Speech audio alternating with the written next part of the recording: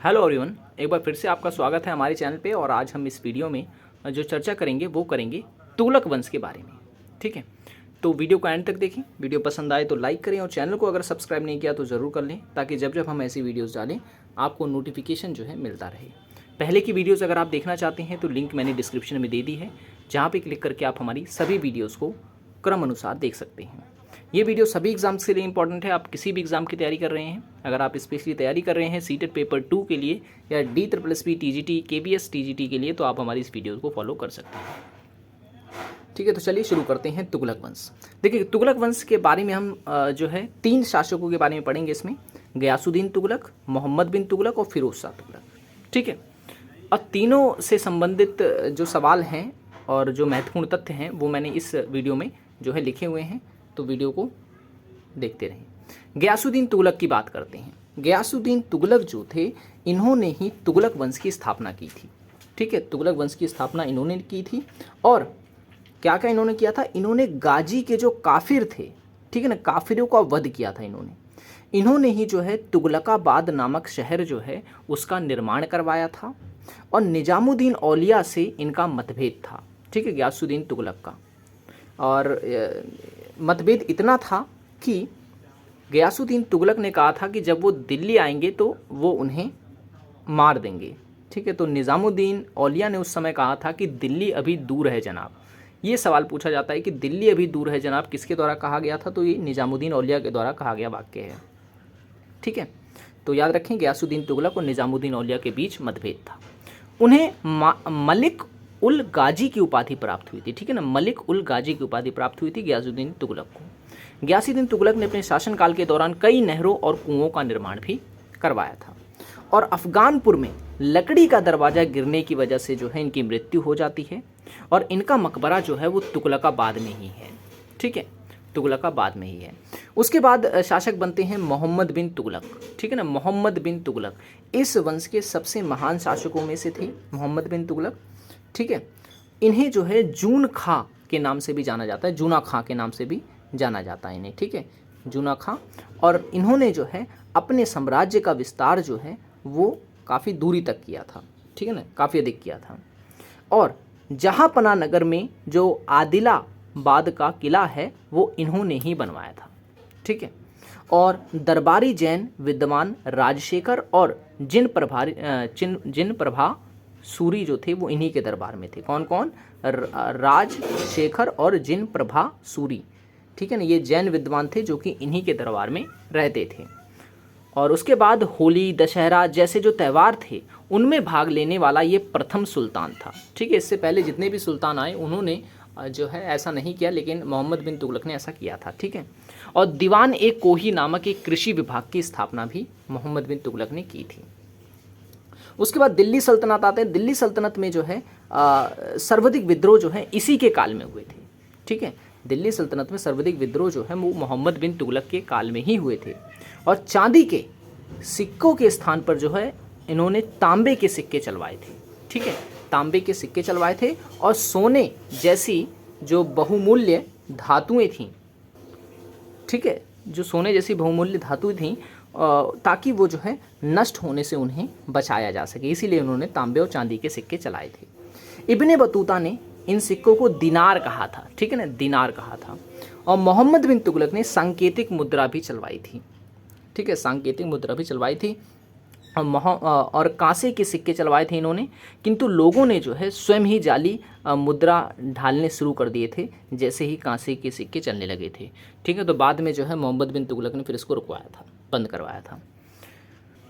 फिर आते हैं फिरोज शाह तुगलक। ठीक है ना, फिरोज शाह तुगलक की अगर हम बात करें तो इन्हें सल्तनत युग का अकबर कहा जाता है। ठीक है, सल्तनत युग का अकबर कहा जाता है इन्हें। इन्होंने जो है सिंचाई कर लगवाया था जिसे हक ए सर्ब कहा जाता है। ठीक है, हक ए सर्ब कहा जाता है। और जजिया कर जो है ब्राह्मणों पर भी लगाया था इन्होंने। ठीक है ना, याद रखना है आपको, जजिया कर सबसे पहले मोहम्मद बिन कासिम ने लगाया था। ठीक है, और उसके बाद जो है फिरोज शाह तुगलक एकमात्र ऐसे सुल्तान थे जिन्होंने ब्राह्मणों पर भी जो है जजिया कर लगाया था। और 24 कष्टदायी जो कर होते थे उनका अंत किया था इन्होंने। ठीक है, और सरिया द्वारा मान्यता प्राप्त 4 कर जो थे वो भी इन्होंने लगाए थे, जैसे कि जजिया, जाकार्त और खराज और खम्स। ठीक है, ओके। कई विभागों की भी स्थापना की थी फिरोज शाह तुगलक ने।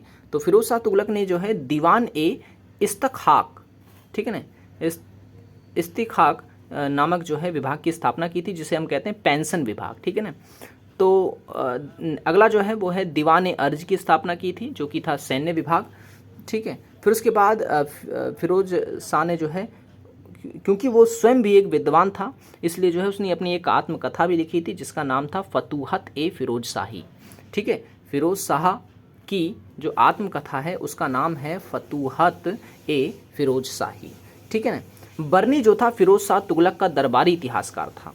ठीक है ना, बर्नी दरबारी इतिहासकार था जिसकी रचना है तारीख ए फिरोज शाही या फतवा ए जहादरी। ठीक है ना, जिसमें जो है फिरोज शाह तुगलक के बारे में ही चर्चा की गई है।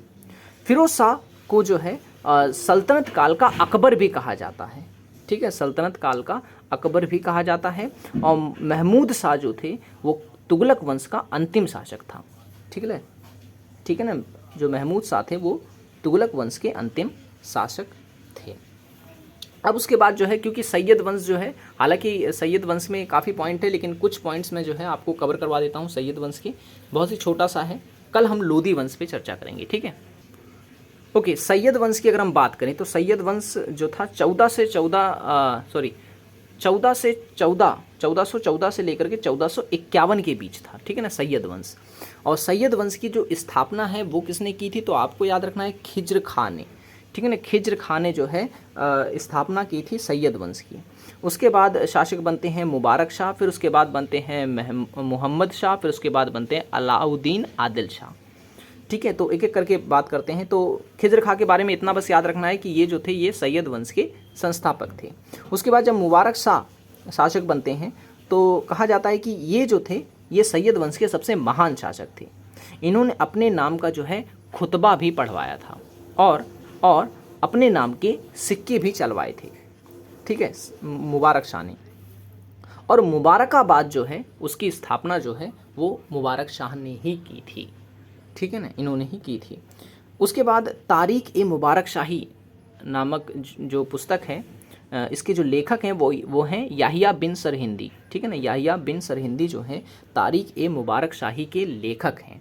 और ये पुस्तक जो है किससे जुड़ी हुई है, ये जुड़ी हुई है मुबारक शाह से।